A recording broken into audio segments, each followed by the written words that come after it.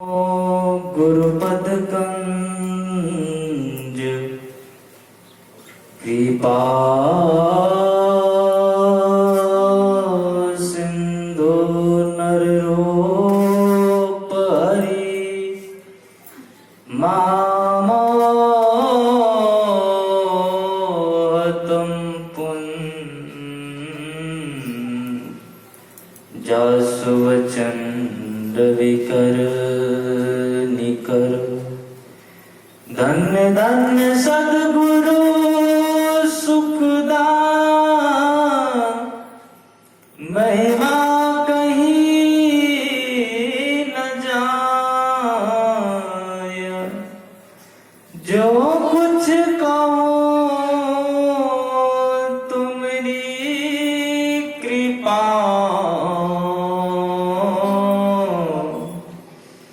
मोते कछुना बसाया। जो कुछ कहो तुम्हारी कृपा मोते कछुना बसाया। उपयुक्त रूप में इस व्याप्य रूपी संसार में व्यापक परमाराध्य संसद गुरु महाराज की श्री पावन युगल चरणों में अनंतवार नमन। मंच पे उपस्थित परम पूज्य आनंद स्वामी जी महाराज के श्री चरणों में कोटि कोटि नमन। परम पूज्य सदानंद जी महाराज के श्री चरणों में कोटि कोटि नमन।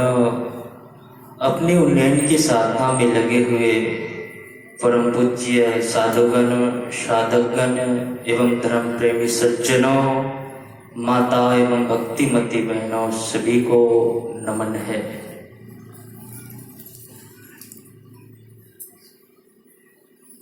अभी आप लोग श्री रामचरितमानस से उत्तरकांड से पाठ के रूप में श्रवण कर रहे थे। जब मां सती अपना शरीर दक्ष के यज्ञ में छोड़ दिया तो महादेव जी अत्यंत दुखी हुए और वह भोले शंकर जंगल और पहाड़ों में घूमने लगे। गिरी सुमेरु उत्तर दिशि दूरी नील शैल एक सुंदर भोरी। जब कोई दुखी होता है तो शांति को खोजने के लिए भटकता है। तो भगवान शिव जी अत्यंत दुखी हैं और वह शांति के लिए गिरी सुमेरु उत्तर दिशि दूरी, उत्तर की ओर गया। गिरी पर्वत कहीं बाहर में नहीं, हमारे अंदर है। ध्यान का जो प्रारंभ है वह अंधकार से शुरू होता है और अंधकार को ही गिरि पर्वत कहा गया है। मतलब जितने भी जीव हैं, अगर वह शांति को चाहता है, उस परम पिता परमात्मा को चाहता है, तो उसे बाहर नहीं अपने अंदर प्रवेश करना होगा। क्योंकि हमारे सारे उपनिषद वेद वेदांत गीता महाभाष्य योग वासिष्ठ महारामायण सभी का एक ही मत है, एक ही देशना है, एक ही विचार है कि परम शांति की खोज के लिए अपने अंदर प्रवेश करो। सिर्फ वेद वेदांत उपनिषद ही नहीं, सृष्टि की जब से उत्पत्ति हुई है तब से आज तक जितने भी संत इस धरातल पर आए हैं, इस धरती पर आए हैं, सभी ने कहा है कि उस ईश्वर की तलाश अपने अंदर खोजो, उस शांति की तलाश अपने अंदर खोजो। और हमारे गुरुदेव स्पष्टता के साथ कहा, निज तन में खोज सज्जन, बाहर ना खोजना, अपने ही घट में हरि है, अपने में खोजना। हरि हमारे अंदर है, वो बाहर नहीं है। अगर उसकी तलाश है, उसकी चाह है, तो उसको हम अपने अंदर खोजना पड़ेगा। बाहर मंदिर और मस्जिद में परमात्मा के दर्शन नहीं हो सकता। इसे एक उदाहरण से सीखिए। जैसे हमें अपने देश को उन्नति की ओर ले जाना है, अपने देश को एक सबल राष्ट्र बनाना है, तो हमें क्या करना होगा? अगर धरती के ऊपर चलते चले जाइए तो कहीं एक क्षेत्र मिलेगा, दूसरा क्षेत्र मिलेगा, एक गांव मिलेगा, दूसरा गांव मिलेगा, अनेक प्रकार के स्थान लोग देखने में मिलेगा। लेकिन जब हम लोग अब धरती के अंदर चलना प्रारंभ करते हैं तो कहीं कोयला मिलता है, तो कहीं पेट्रोलियम मिलता है, कहीं सोना मिलता है, तो कहीं हीरा मिलता है। मतलब अगर हमें इस भारत देश को, अपने देश को एक सबल राष्ट्र बनाना है, एक अमीर राष्ट्र बनाना है, तो हमें धरती के अंदर चलना पड़ता है। उसी प्रकार संतों ने कहा, अगर उस परमपिता परमात्मा की खोज करना है, जिसको पा लेने से संसार की सभी ऐश्वर्य फीका पड़ जाता है, तो उसकी तलाश अपने अंदर जाना पड़ेगा, बाहर नहीं। क्योंकि बाहर में हमें भगवान का दर्शन भी हो जाएगा तो हमारा कल्याण नहीं हो सकता। क्योंकि अगर मंदिर मस्जिद में परमात्मा का दर्शन नहीं होता है, अगर हो भी जाए तो हम उनको पहचान नहीं पाएंगे, क्योंकि हमने कभी परमात्मा को देखा नहीं। अगर दर्शन हो भी जाए, पहचान नहीं होगी, ये तो अलग की बात है, पहचान नहीं होगी। लेकिन परमात्मा है, फिर भी दर्शन करने से आपका कल्याण नहीं होगा।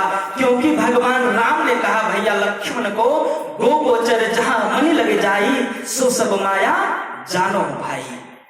मतलब मेरे दृष्टि से, इस आंख से, इस इंद्रिया रूपी आंख से जो भी दिख जाए, चाहे वो परमात्मा ही क्यों ना हो, तो हमारा कल्याण नहीं हो सकता है। क्योंकि वो परमात्मा इंद्रिया के विषय नहीं, वह आत्म दृष्टि से उसे देखा जाता है।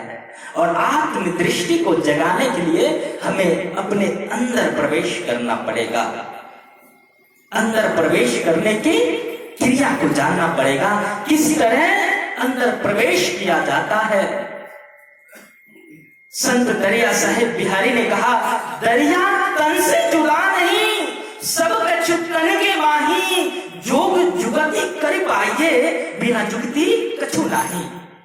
दरिया तन से जुदा नहीं है। हाँ, जब वो दरिया साहेब बिहारी अपने अंदर में प्रवेश करके उस परम तत्व को जाना, तो अपने आप को उस परमात्मा के नाम में घोषित किया कि दरिया तन से जुदा नहीं, अर्थात परमात्मा वो ईश्वर तन से जुदा नहीं, अर्थात तन से बाहर नहीं है, वो दूर नहीं है, वो हमारे अंदर ही है।